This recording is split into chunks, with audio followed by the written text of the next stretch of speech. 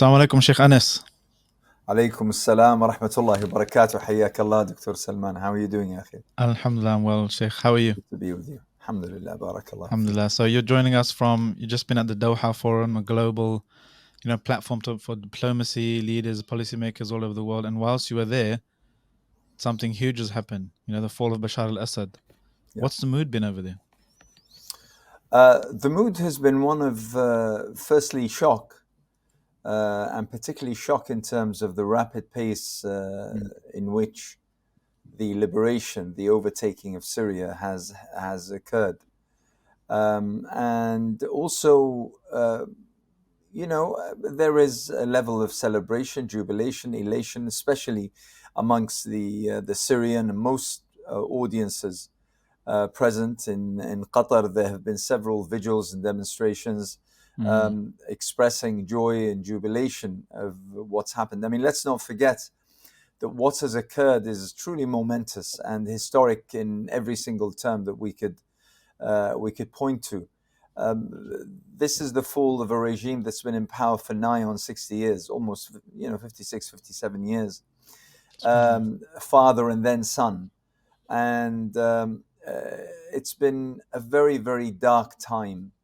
And I think that the extent to which this regime committed crimes against its own people are now very, very slowly, but quite devastatingly being unfolded in terms of the prison cells that are being discovered, those that are being opened by force, and the story after story after story of prisoners, some of whom have lingered in those dungeons for decades. I was just watching another one of those clips where someone has actually forgotten their name. They sort of recollected their family, and therefore now there's a public appeal to the family to come forward and identify him.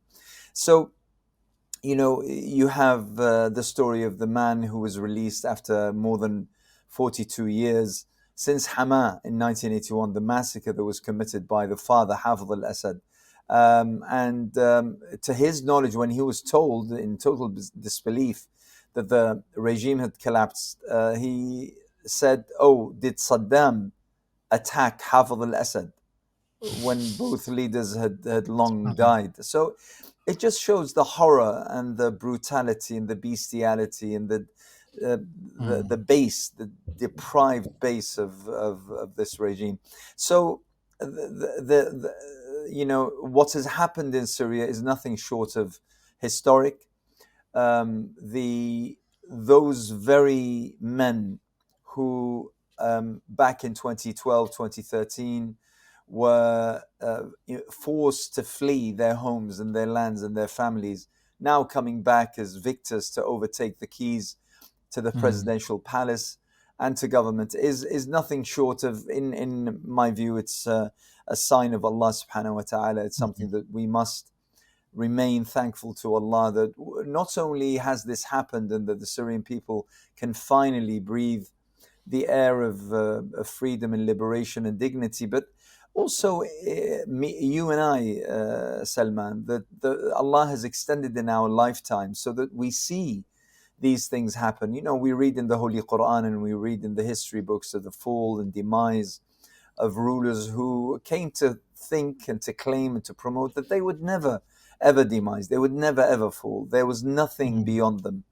But now we see it for ourselves, and it's a great pleasure of Allah subhanahu wa ta'ala and bounty of Allah subhanahu wa ta'ala that we remain thankful for.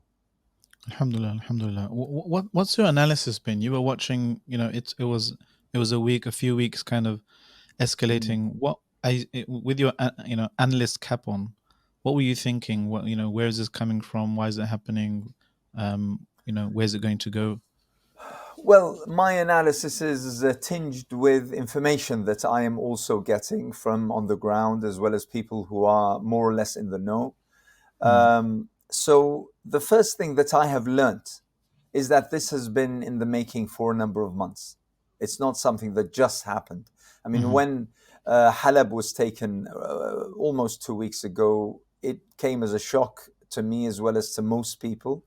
But it seems that that was something that was discussed and talked about amongst several regional leaders, including President Erdogan in Turkey, Putin in Russia, Mm-hmm. as well as several Arab leaders, probably even Saudi Arabia, maybe Jordan, maybe Egypt.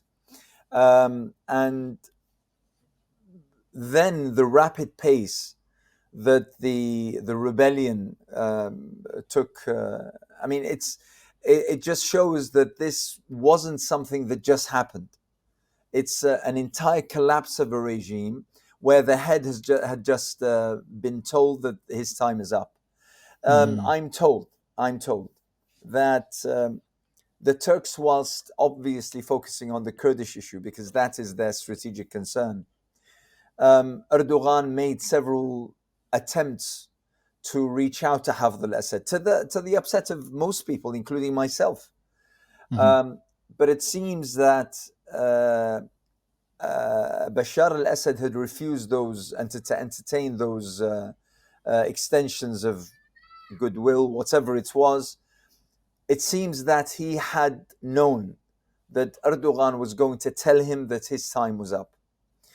And as such, it was left to Putin to tell Bashar al-Assad that, and to tell him in no uncertain terms that because he had sort of um, gaslit Erdogan, refused to listen to him, refused to, he can't do anything more for him. And therefore, Mm-hmm. if he wishes, his last gesture would be to welcome him and his family in Moscow.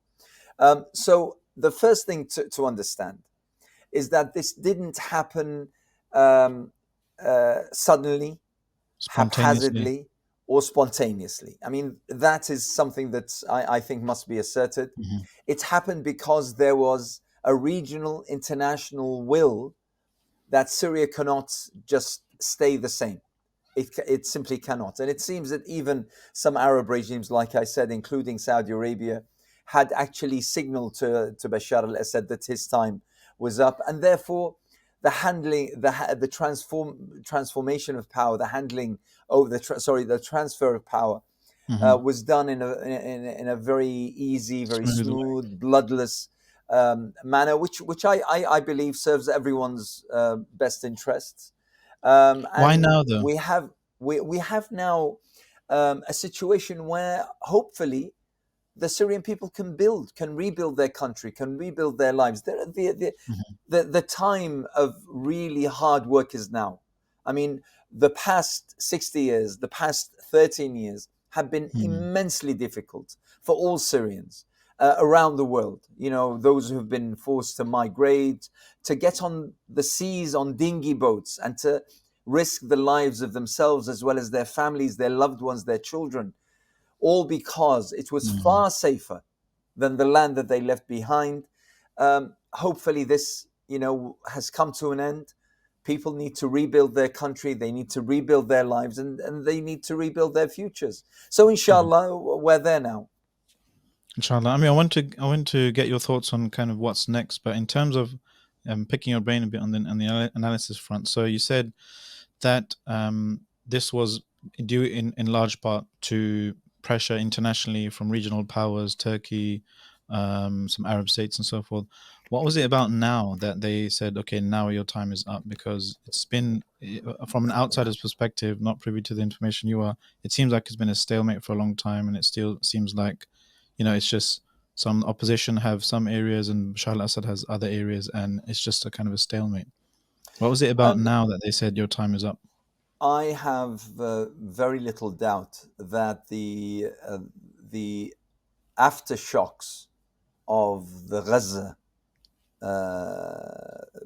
earthquake Hmm. included many, many things, including this. And this is a direct result of Gaza.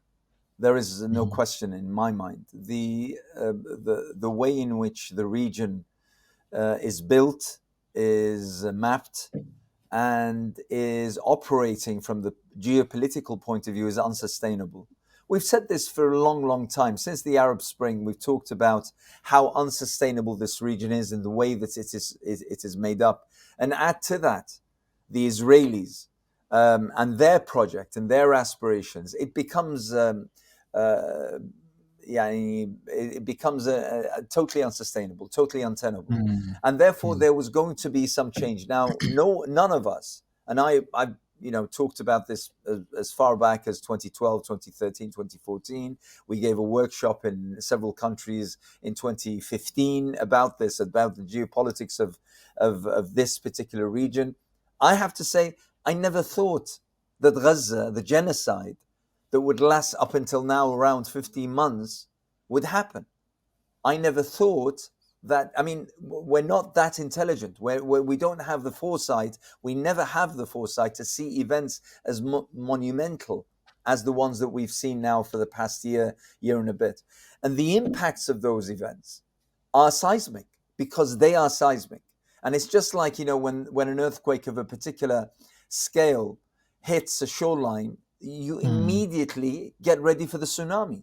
And Gaza is that earthquake, and it's extremely significant.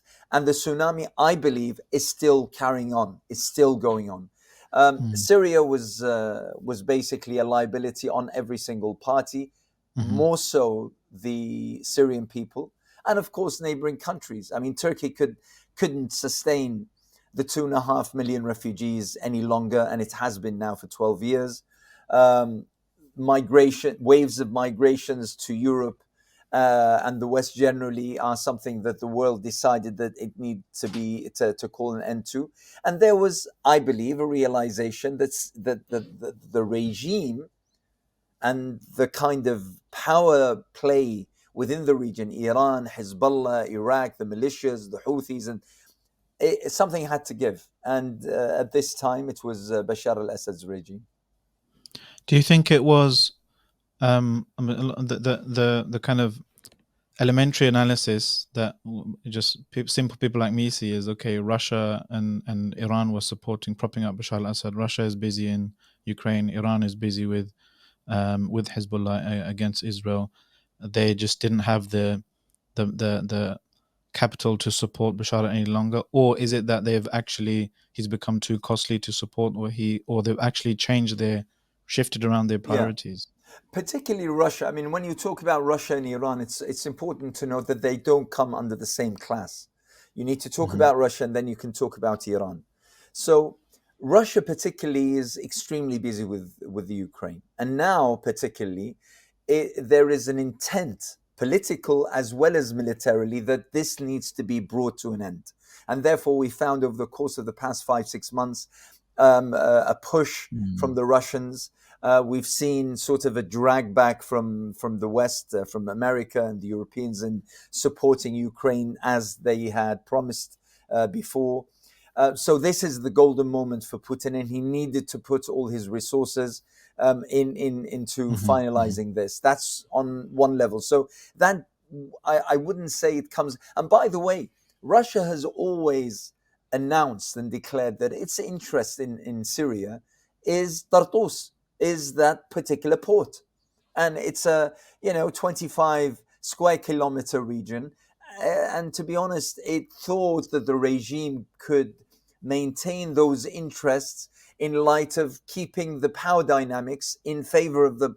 And that turned out to be a fallacy. And therefore, giving that up whilst negotiating with the new governments Mm. or leaders in Syria was seen as something that could be done.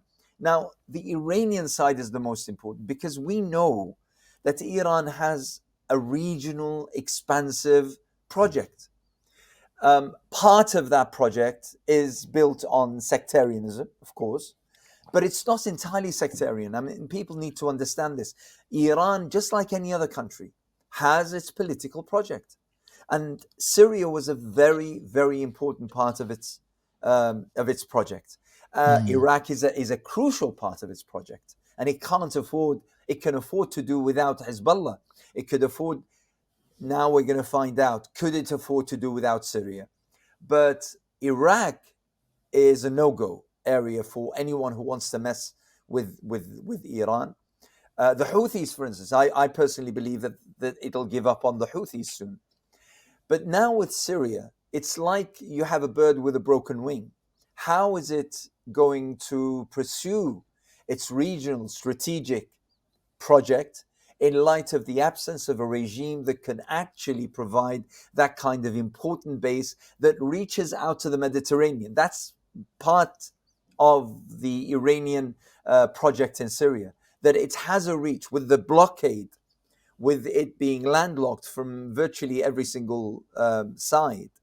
It had that reach onto the Mediterranean, whereby that blockade became less strenuous. What is it going to do now? That is a very, very important question. What is it going to do in light of Hezbollah being totally demoralized after the recent waves of attacks? Now, obviously, here we have an issue, and this issue needs to be discussed, needs to be understood, and it needs to be appreciated. And that is that, unfortunately, amongst us, and we might even be complicit in this, there is this binary view that we have Israel and Iran. Israel representing the Western imperial project, Hmm. and Iran representing the resistance against that project. And time again, we've spoken, me and you, and many others have said it's not as simple as that. It's not as simple as that.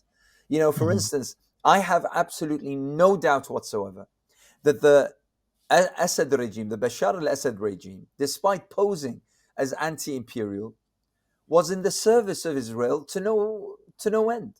That's why, for instance, people are asking, why is it that only yesterday and the day before that Israeli jets targeted the stockpiles of chemical weapons? Why is it that they never targeted those stockpiles before? Is it because, in my view, partly it's because they weren't worried that Assad would target them, let alone with chemical and biological warfare.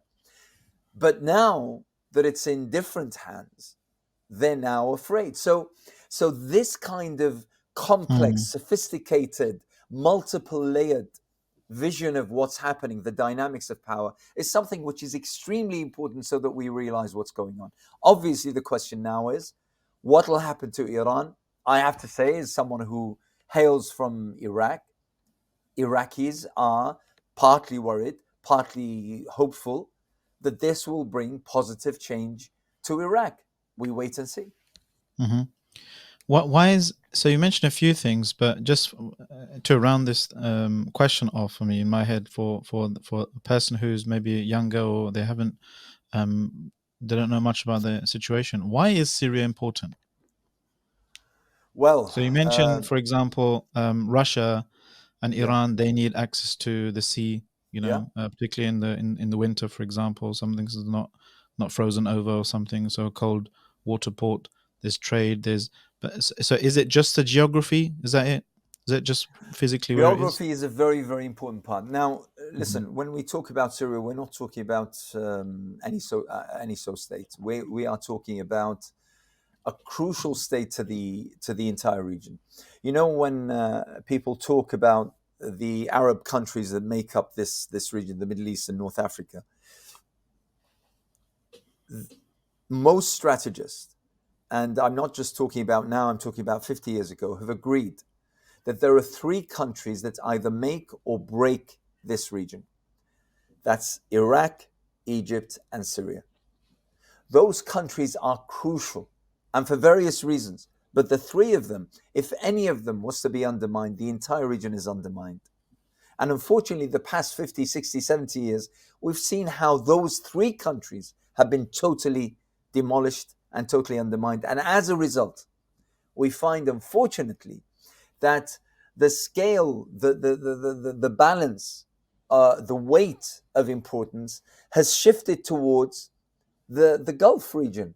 Why? Because of money, because of oil. And that is totally an anomaly to the very DNA of the region.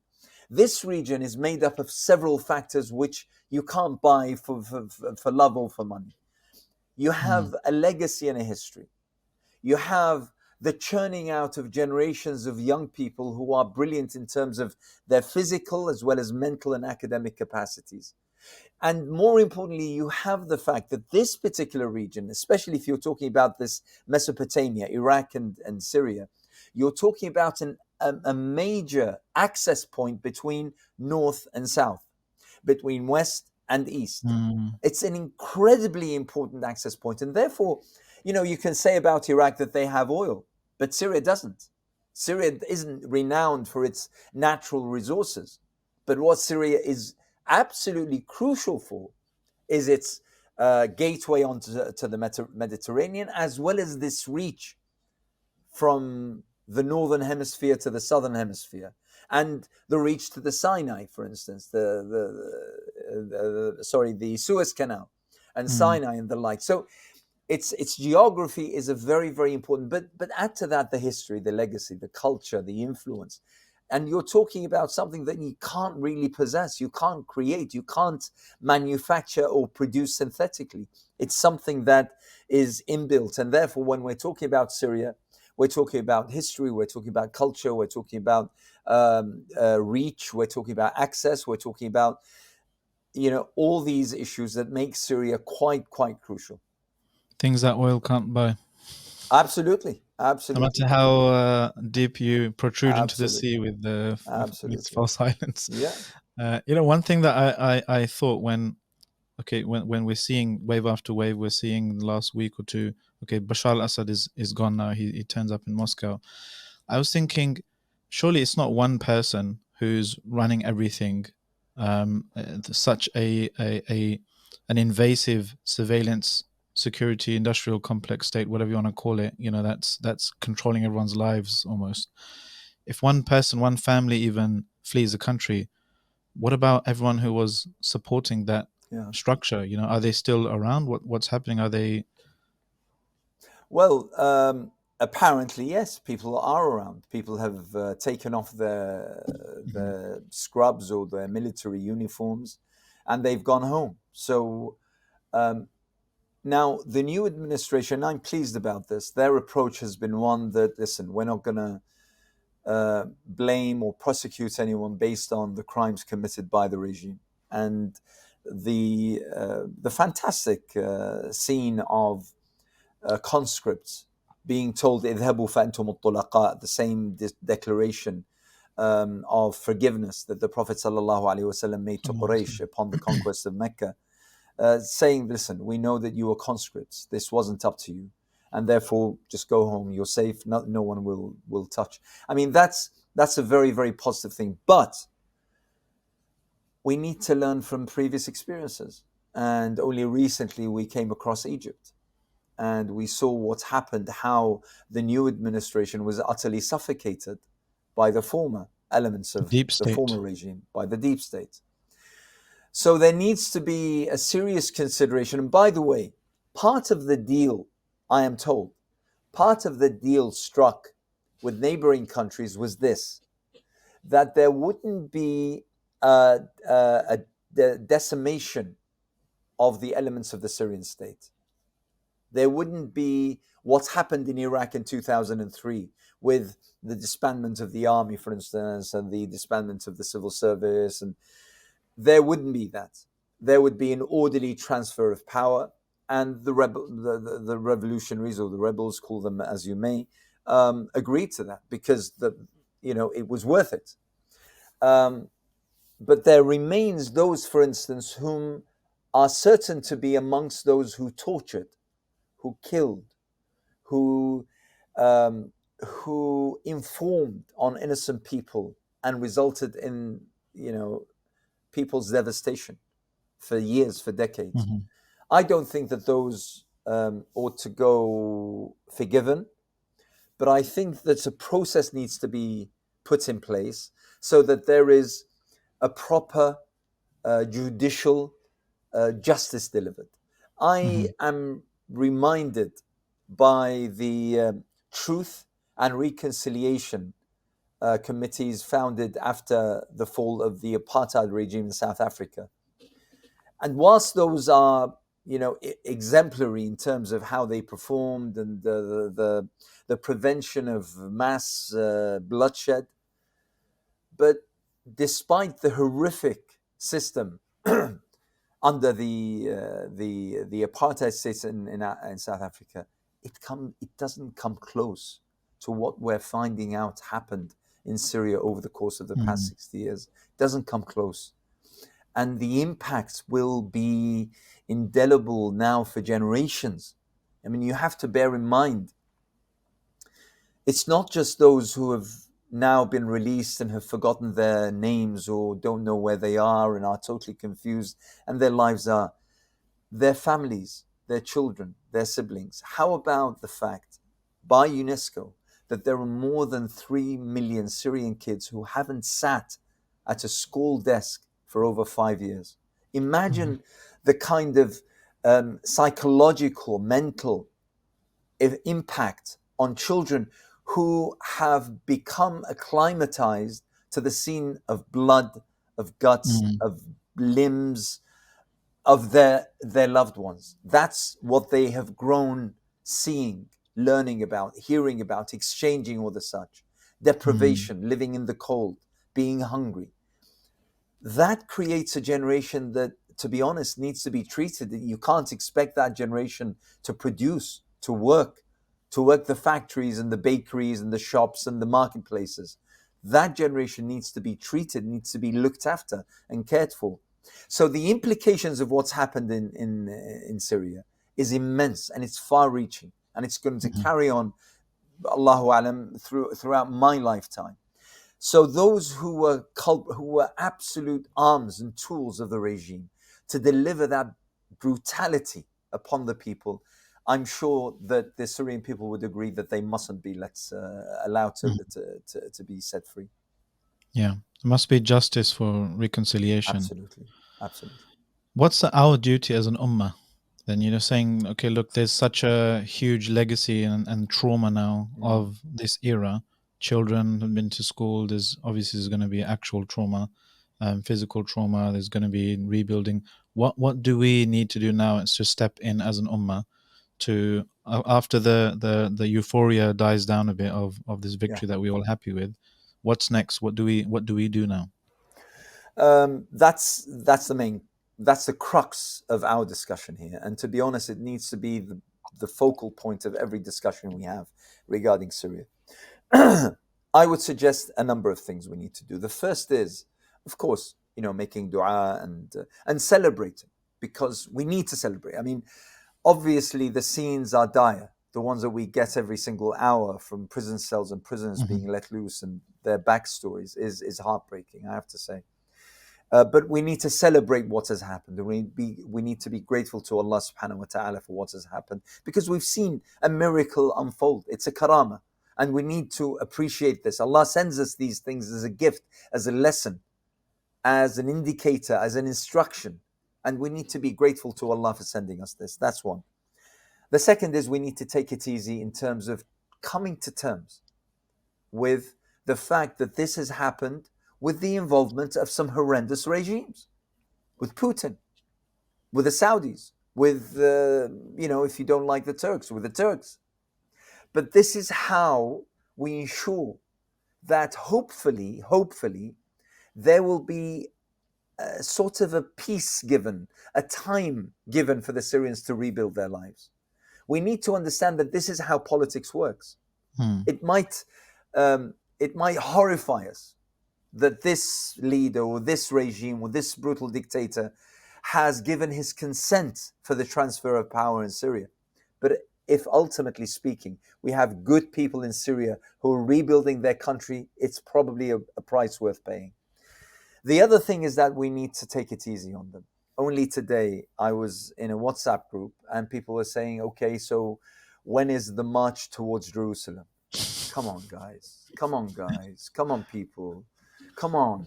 I mean, we have the When most is your march? arduous, we have the most arduous mission confronting the Mm. new leaders that we could ever imagine.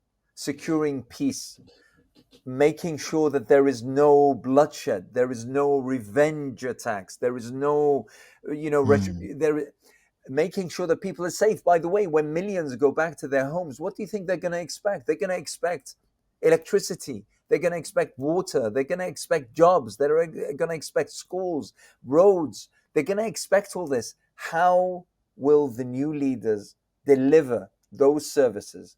that make Mm. people's lives possible, how are they going to deliver that? That's going to require, help beyond help that I can barely imagine.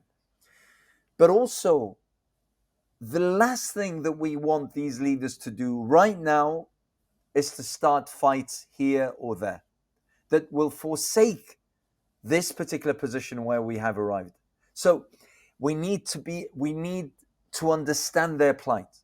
We need to be sympathetic with their plight, and we need to understand the enormity of their plight and not pile pressure on them. The fact that some are expecting that now we will have a Syria that is comparable to the Sahaba's age is ridiculous, is absolutely ridiculous. And we mustn't do Mm. that. Otherwise, we will condemn them from day one to failure. And we will continue to be despondent, and we will never leave this particular cycle. Let Syrians go back to their homes. Let them start rebuilding their countries. And finally, we have an immense pool of expertise, of knowledge, of experience, of know how, of skills, of talents that will require us to put that at the service of the new Syrians and the new Syrian state. I have called yesterday. I was on a Zoom call, and I said what we need to do is to provide thousands, and I mean thousands, everyone, doctors, engineers, social scientists, Mm. medical carers, child psychologists, we need to compile list after list after list from around the world and say these people are at your beck and call. Whenever you need anything, whenever you need Mm-hmm.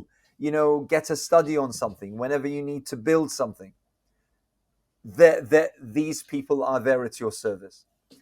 So, inshallah, I'm hoping that if we live up to that, then we will be absolutely of use. What I would hate to happen is that if we pile pressure on the new leaders of Syria, demanding of them what they can't deliver, and ultimately we all lose. So imagine if we had thousands upon thousands of professionals from Mm. every single facet of life, whether it be finance, whether it be trade and business, whether it be art, whether it be sports. Every single facet of life needs to be rebuilt and reconstructed in Syria. Mm-hmm. So imagine if we had that inventory of thousands of people signing up and saying, we're ready. We're ready either to come to you, we're ready to link up via Zoom or whatever in order to provide our services and help. Imagine if those new leaders, new educators, new engineers, just over the past 48 hours, they've been trying to drill through the concrete at Saidnaya prison in SubhanAllah. order because they hear that there are levels under the ground full of thousands and thousands of detainees and they're about to suffocate. So, you know, they don't have the skill set to get down to those levels. Imagine if there was someone who could actually go Mm. there, verify that there are actually people underground and help in releasing them. So with that, with understanding the situation, with being easy in terms of our demands and expectations of the new leadership, Mm-hmm. with our collaboration, yes, humanitarian, because they're going to need help and they're going to need food and they're going to need aid and medical and otherwise, and also expertise and skill sets. If we put that at their service, I think that we could then say that we have made a contribution to the new Syria, Mm-hmm. inshallah. If somebody, that's amazing point, subhanAllah. If somebody is watching this, maybe they're part of a doctor's group, maybe they're part of a Mm, engineers, civil engineers group, maybe whatever kind of expertise is required, child psychologists, you said, educators. What can is it safe for them to kind of go and contact these people now, and who do they contact? Because I mean, I can weave this into the other question I had, which was what do you make of the kind of Western governments kind of scrambling to assess the situation and maybe reevaluate yeah, their determinations on all of the different groups, and because as we've seen in the last 10 years or so, government policies flipped almost overnight, and people who were of course, encouraged to go to Syria became terrorists. of course. Now, those are two questions I'll answer separately. First of all, Mhm. there are now more avenues, more ways to reach out to the Syrians. As far as I understand, at least now, these days, it's safe to travel from Turkey down to Syria, whether you want to stop at Aleppo or whether you want to venture further south up until down to Damascus. So that's attainable. And hopefully now, with Western governments, including our own, flipping in terms of, all of a sudden, Al Julani, who had the $20 million bounty on his head, is now the leader of the new Syria and someone who's welcomed with open arms, as far as we can see by the statements that we hear. We have someone who is the prime minister who quotes Hassan al-Banna, for God's sake. I mean, shock horror. I mean, what? But all of a sudden, this is now what's happening. So hopefully, inshallah, the restrictions financial by banks and financial authorities will be lifted upon donations and help and aid and stuff Mhm. getting to Syria at this moment of time. So that's Mhm. one question. I think it's something that shouldn't be too difficult to navigate. That's one. The second part is part of a more complex thing that we need to understand. You see, we we think very simply that the West has a plot and it implements that plot. It takes out someone, it brings out in someone else. Mhm. Actually, it's far less complicated than that. It's sometimes extremely simple.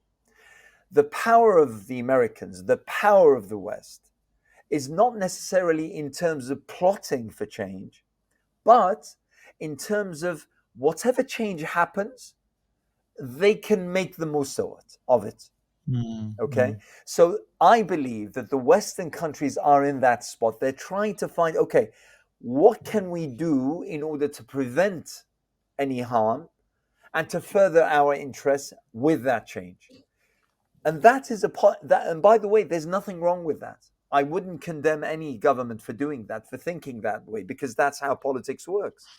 It's the intervention. It's the getting involved. It's meddling. It's getting rid of someone and bringing someone else. It's that kind of interference that has brought about the calamities of Iraq and Afghanistan and various other countries around the world.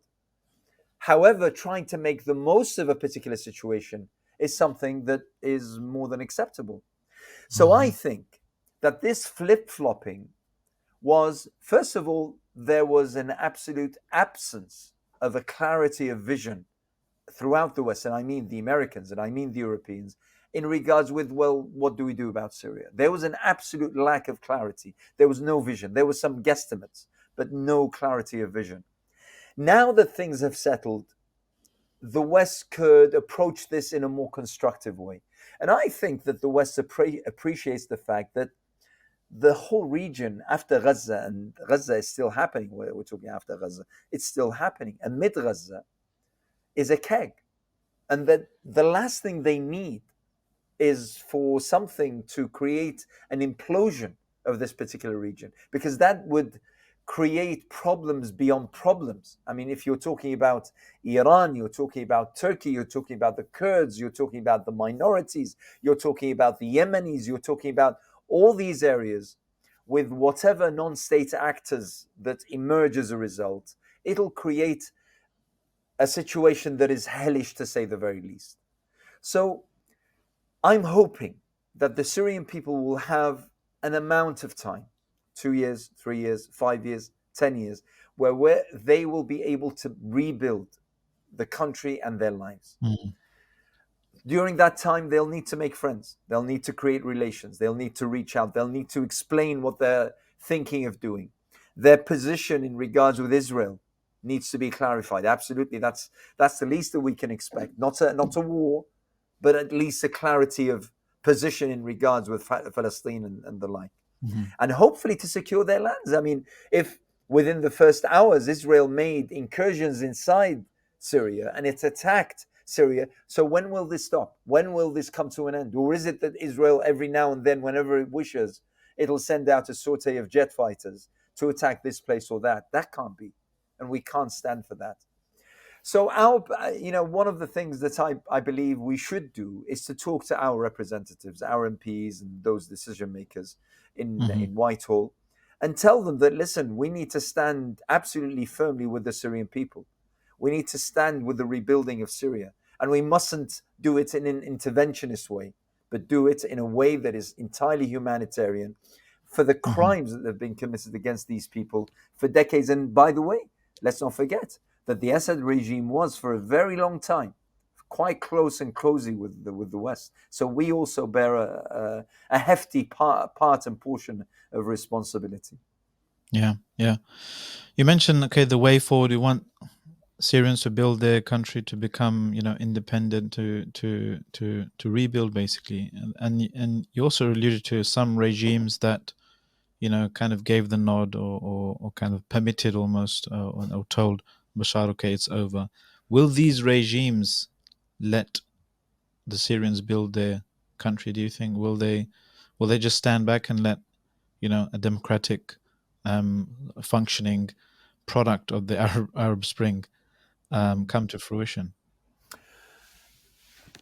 It's a huge question, and I don't have the answer. However, I can assume that first of all, a truly democratic state. And by the way, let me lay my cards on the table here. I'm not concerned now about democracy in Syria. I'm not concerned, and therefore, even the calls for early elections, that is that is an impediment that the Syrians don't need right now. Give them 2 years, give them 5 years until they rebuild their country. A country that is ravaged cannot act as a democratic country. So I'm not bothered about democracy. I don't entertain that kind of talk. If people are tolerant, if they're peaceful, if they're living side by side, the Christians in Aleppo were given incredible advantage, which they never even got under the previous regime. The Alawites came out yesterday thanking the new government in terms of how it addressed them and forgave them and will not seek retribution because of them, because of the fact that Assad will belong to them. All of these things, even the Shias, for instance, you're here, you're our brothers, you're part of the Syrian collective, and we're going to build a country together. If that sustains for the next couple of years, that is going to be a great thing. Mhm. I'm not bothered about elections. So, a democratic in the form that you and I probably think of or wish for is untenable in that particular region right now. And by the way, you talk about the Arab regimes, which I agree with you 100%. Jordan, Egypt, Saudi Arabia, the Emirates, they won't stand, Iraq, they won't stand for a true democracy in that particular region. But more so, Israel won't have it. Israel won't stand for a democratic Syria. Israel will fight tooth and nail in order to uproot and devastate Syria should it think or pursue the line of democracy. And that's something, that's why I'm saying not now. Not now. Let's leave Mhm. that till later when Syria is strong enough to protect its lands and protect its people. Mhm. Mhm. But yeah, I mean it's a huge question, and a question that we will be discussing, no doubt, for months to come. But I'm hoping that we, at least, if not the international community, will allow the new Syrians time, inshallah. Mhm. Mhm. My final question, Sheikh, is you may remember many years ago we were talking about the Arab Spring. Has the Arab Spring failed? I think it was with Jalal Ouiji. Yeah. And you said, look, the Arab Spring, historians will look at it as something that came in waves. You have the first wave, the second wave, and it seems this wave, has culminated in the removal of Bashar al-Assad, alhamdulillah. My question is, who's next? Oh dear. um, tell you what, a few months ago, I gave a talk in one of the mosques in London, and we spoke about the state of the Arab world. And this was amid Gaza. Gaza had been going on for 5, 6 months. And I said that the Arab world needs just one spot to change. And I have to say, in my mind, it wasn't Syria. I was taken by surprise just as much as anyone else for what's happened in the past 2 weeks. I was thinking maybe Egypt. I was thinking maybe Jordan. But this has happened. And I was saying that with one seismic shift, the old facade, the old construct will come crumbling down, crashing down probably. Now this has happened. Now we can judge whether I was correct or not, whether Syria will stay just Syria and that change that's happened and nothing else, and other countries will go on as business as usual, or whether I'm right and I'm vindicated by the fact that this creates shockwaves, and therefore we will find, probably, in my estimation, the country that stands to be impacted the most because of Syria is Iraq. And it would bring me joy beyond joy that if a change towards something better happened in Iraq. So who's next? I don't know, but maybe Iraq. But then you and I could be doing this in a few months' time, talking about a far-flung place which we hadn't even considered, Like nor Pakistan. touched upon, nor talked upon, because you see, all of this, it's in the hands of Allah subhanahu wa ta'ala, and He subhanahu wa ta'ala decrees what is best. We leave it to Him, but we continue to work, inshallah. Alhamdulillah, alhamdulillah. On that note, Jazakumullah khairan, Dr. Anas Altikriti. We hope Allah subhanahu wa ta'ala shows us in our lifetimes the liberation of more and more Muslim lands, peace, security, justice, most importantly. And Palestine. And Palestine, of course. May Allah hasten their liberation and hasten their success.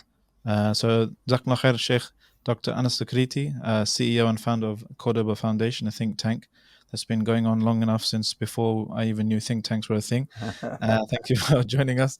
And Jazakumullah khairan for you watching at home. If you like this podcast, give a like and a share. Remember to subscribe to be at the front of the queue when the next one is published. Until next time, I've been your host, Salman Butt. Assalamu alaikum wa rahmatullahi wa barakatuh.